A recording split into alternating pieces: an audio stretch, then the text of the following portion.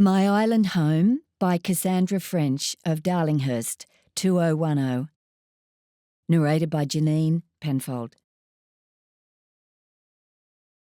I am sitting in the church of my childhood, the Little Flower on Bribie Island, attending the funeral of the mother of a very dear friend of mine.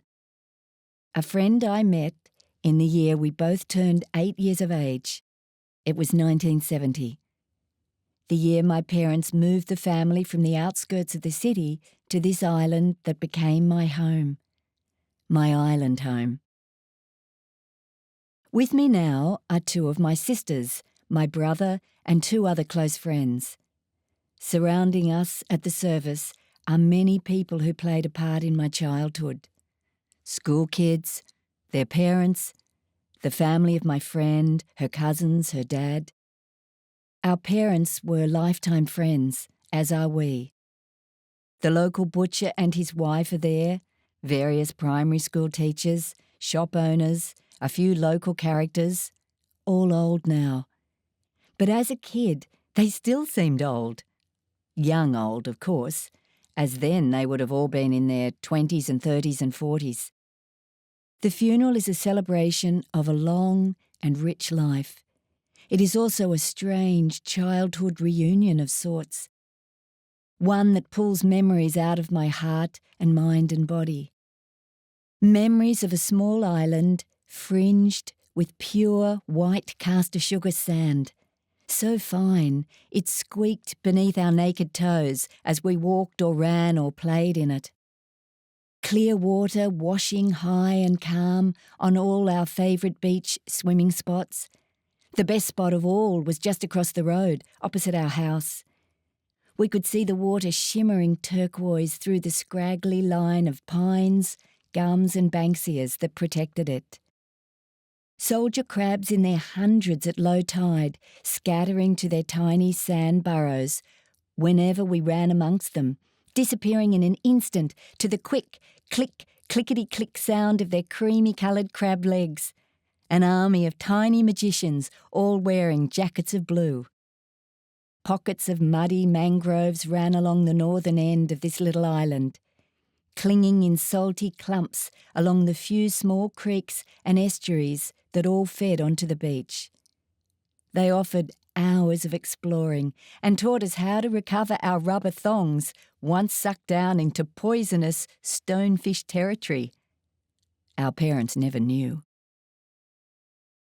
This was the calm side of the island, the passage side, our side, the bridge side.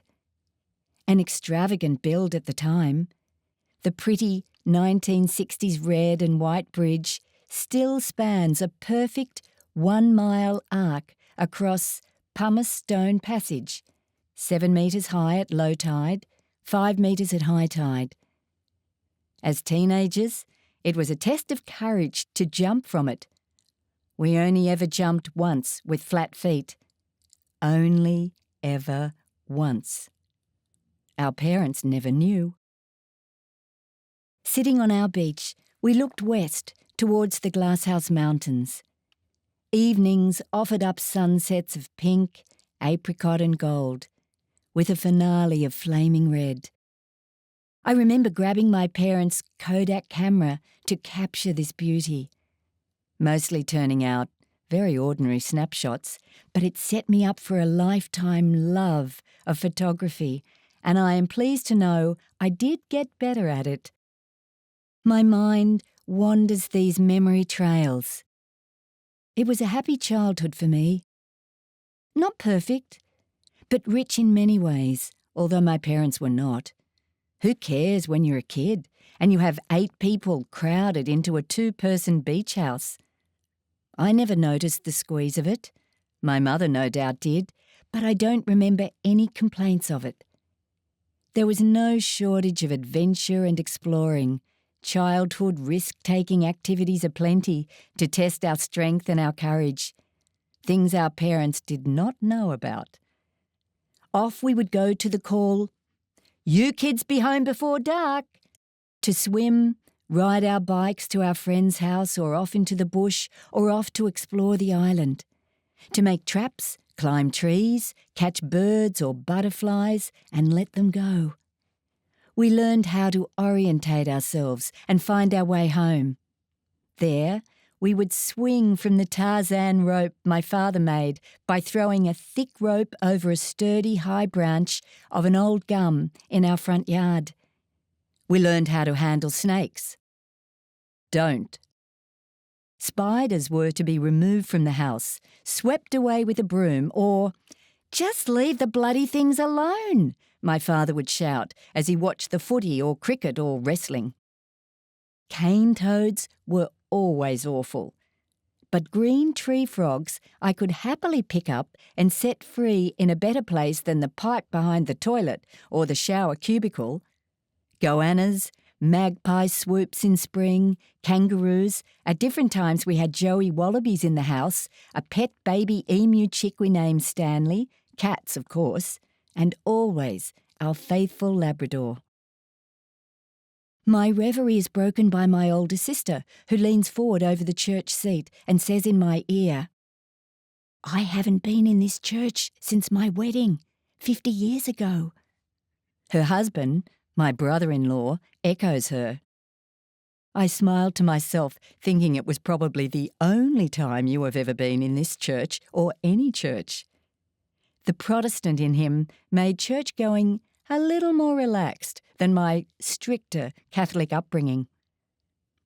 My brother tells me later that he comes down to Bribie maybe once a month to swim and to sit and to have lunch in the now hotel they built years ago on our home turf, literally, soon after our parents sold the 6 acres of bush we lived on, directly opposite the beach we all grew up on. Then my other sister smiles at these snippets coming from the road behind us. I loved this place. Now I live far from it, so rarely visit. I left it with my family the year I turned 16. My formative childhood to adolescent years were here. When I look back, I see now how they formed me, how they helped make me, me. The deep me, perhaps only I see. The end.